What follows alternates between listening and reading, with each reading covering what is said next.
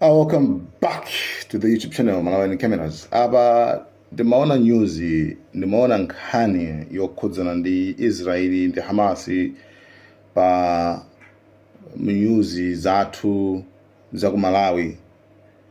Pamene pathu muona pa Facebook page pawo amati Malawi 24. Malawi 24. I think Malawi News 24. Malawi 24. The news ndithu imene ndithu ima tipasira nkhani zosiyana-siyana.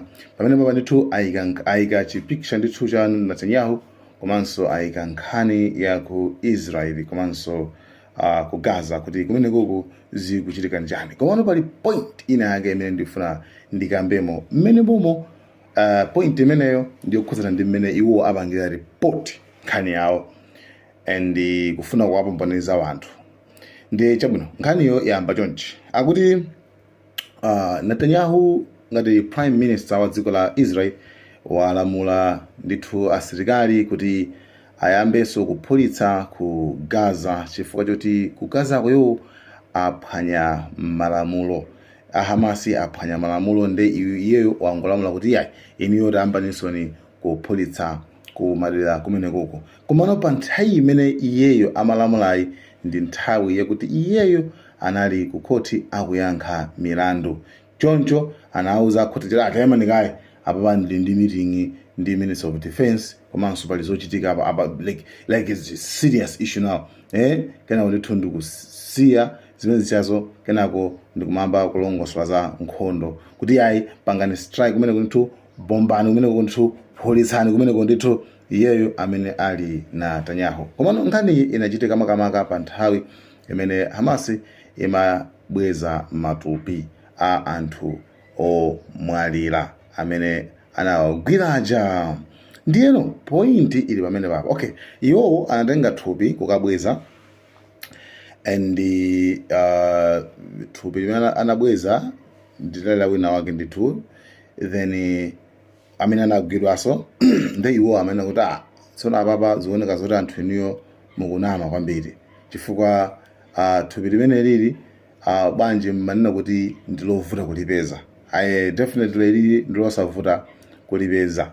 By the way, Hamas yana kuti ifeyo tikuvutika kwambiri kuti tipeze matupi amene wawa pansi chifukwa zima building zitenga zili pamwamba. Ndeno nkhani point imene mafani nene pano ndi nkhani ya pamene papa akuti point yo I quote analemba kuti thupi pofufuza thupi la nzika yaku Israeli imene lidali pansi pa dzimanyumba zomwe zidagwetsedwa chifukwa cha mabomba.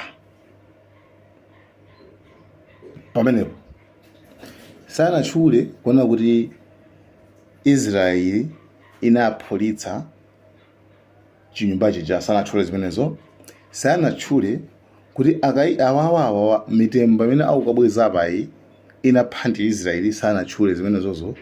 Kungochu inu mupite pa Malawi 24 pa Facebook mukawerenga nkhaniyo mukayipeza kuona kuti point imene akulemba imene ayikapo it's like ku school kuti mwa passive voice like has been eaten chadyedwa koma simukutchula amene wadyayo.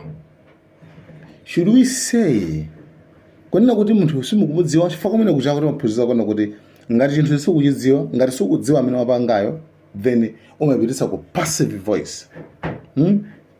Passive voice umanena kuti has been eaten chadyedwa driven spoken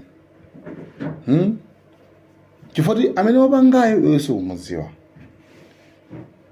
That phone was taken. Phone yatengedwa chifukwa amene watengayo surani sikumudziwa. Koma ngati munthu wakumudziwa no need kutenda kuti ubwere wa passive voice. Omanena kuti watenga ndo wakuti. mufuna munuzi kuti amene anagomula zimanyumba izizi zimabuilding izizi sakudziwika akudziwika koma no news amanena kuti ayi musatchule kuti Israel imene apanga zimenezezi amauzatu. And by the way, and this awawa amene akupanga report nkhani imeneyi we know konoza kuti iwo kuti nkhanizo azifufuza okha iyi ndi translation imene iwo ayitenga koma main source apita kumene kujako angona mmene alembera nkhaniyo iwonso angotenga zimene zozo zanchichewa kuzipitisa nchichewa ndi kulemba papeji pawo paja. That's what happens. Ndi iwo sangalembe zosiyana ndi mmene alembera pachapa. That's why news zambiri so muzana zoti akupanga akuiblame Israel chapa zimene imapanga yayi. Mubazidi yayi Russia yapanga strike pakuchibidi kumakuti amalemba zimene zozo. Russia yapanthu makuti sumuzamva zoti Israel yapanthu makuti Israel yaphulitsa mabuilding makuti adongomva zoti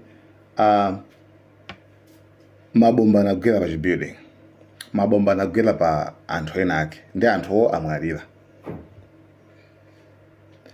Like iniyo news imene mukayiwerenga bwinobwino mukayitambasule nokha mmutu mwanu soba kuti mukazifunse mafunso chifukwa pano pali mafunso ambiri anthuwa afa Hamasina apa anthu itagwira anali moyo